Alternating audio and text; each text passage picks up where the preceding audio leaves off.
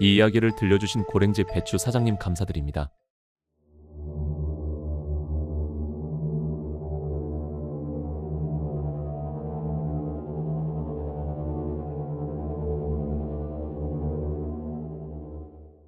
이 이야기는 저번에 믿고 있던 와이프에게 배신을 당한 사장님의 그 이후 이야기로 지금부터 그분 시점으로 들어가겠습니다. 저는 와이프랑 이혼 후 혼자 생활을 하면서 술로 인생을 살았습니다. 물론 일은 나가긴 했어도 술 때문에 자주 지각하고 일할 맛도 안 나고 해서 회사는 금방 그만두게 되었죠. 그리고 나서 계속 술만 먹고 연락도 없으니 저의 친구들이 집으로 찾아와서 병원 가서 한번 정신상담 받아보자 하였고 저는 병원을 갔습니다. 결국 저는 우울증 판단을 받았고 약을 복용하며 하루를 살아가고 있었습니다.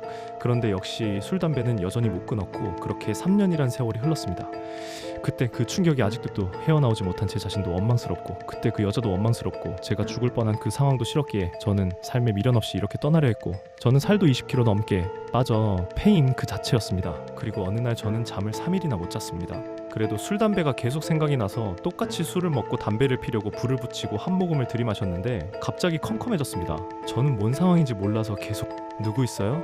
사람 살려주세요 라고 외치고 다녔고 저는 뭔가 이상하다 싶어서 그냥 계속 걷고 있었습니다. 그런데 어떤 마을이 나왔고 그 마을은 뭔지 몰랐습니다. 그래서 가봤습니다. 그 마을은 약간 신기한 마을이었습니다. 시골 같으면서도 있을 건 다 있는 마을. 그리고 그런데 어떤 한 사람이 왔습니다. 제 할머니였습니다. 저희 할머니는 10년 전 돌아가셨습니다. 그런데 할머니가 계셨길래 할머니를 안고 엄청 울었습니다. 할머니, 너무 보고 싶었어요. 정말 보고 싶었어요. 잘 지내고 계셨어요? 내 손주 나도 너무 보고 싶었어. 그리고 할머니랑 걸으면서 이것저것 얘기를 나누다가 어느 동산에 왔습니다. 우리 손주랑 할미도 더 이야기 나누고 싶은데 어떡하지? 우리 손주는 이야기를 들어보니까 아직 이곳에 오기엔 멀은 것 같아. 할머니, 그게 무슨 소리세요? 너는 이승에서 아직 해야 할 게 많은 것 같아. 여기는 아직 오지도 말고 올 생각도 하지 마라. 여기는 할미처럼 늙어서 오거나 아니면 아파서 오는 곳이야. 그러니 나중에 할미랑 더 많은 이야기를 나누자꾸나. 그대로 그 모든 장면이 순식간에 사라지고 컴컴해졌습니다. 그러고 몇 초 뒤 제가 눈을 떴고 눈을 떠보니 병원이었습니다. 저는 그대로 일어나서 간호사랑 의사를 불러서 저의 상황을 들었는데 영양실조로 이틀간 못 일어났다 하였습니다.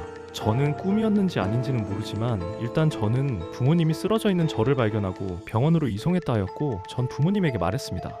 제가 2일간 이런 일이 있었는데 그 꿈이 너무 선명하고 어느 순간 어두워지더니 갑자기 일어났다고 말하였습니다.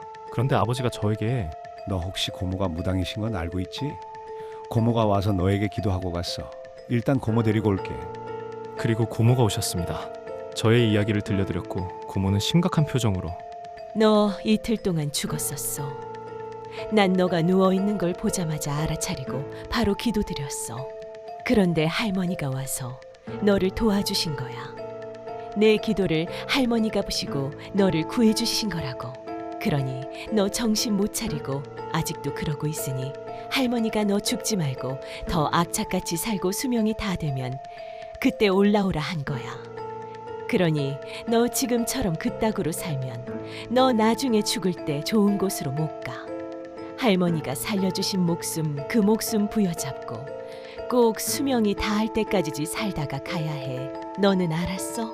저는 그때 눈물을 조금 흘렸습니다. 그리고 나서 저는 집을 팔고 모아둔 퇴직금을 털어 시골 끝마을 가서 땅과 집을 사고 제가 예전부터 하고 싶어 했던 고랭지 배추 농사를 지으면서 살고 있습니다. 그때 제가 있었던 일에 후유증이 다 나았다고 하면 거짓말이고 그때 생각만 하면 아직도 힘듭니다.